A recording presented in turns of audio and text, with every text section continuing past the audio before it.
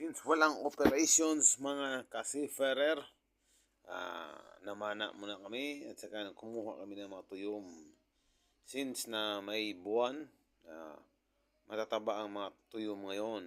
Ang tawag sa amin sa Bisaya nito ay tuyom. Sa iba naman ay tayong. Hindi ko lang alam sa Tagalog o sa ano.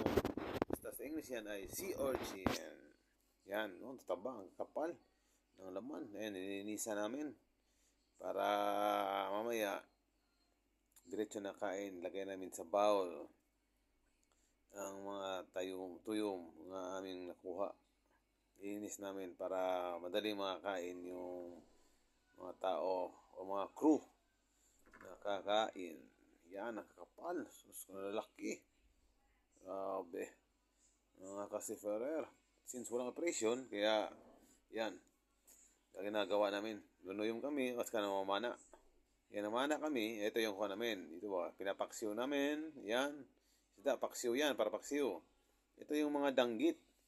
Sinasabaw namin. Yan, sabaw. Kumukulo na. Tapos ko, magmamantika yung sabaw, mga ka-seafarer. Ito, meron pang iba.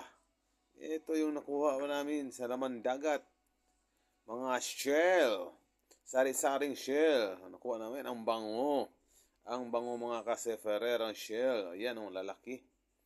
Yan, dito kami sa Manicani Island sa Eastern Samar, Giwan. Ang sarap ng mga shell na yan, mga ka-seafarer. Yan ang ginagawa namin. Pag wala kami operation, namamana kami, kumukuha kami ng mga shell, mga tayom. Yan, thank you.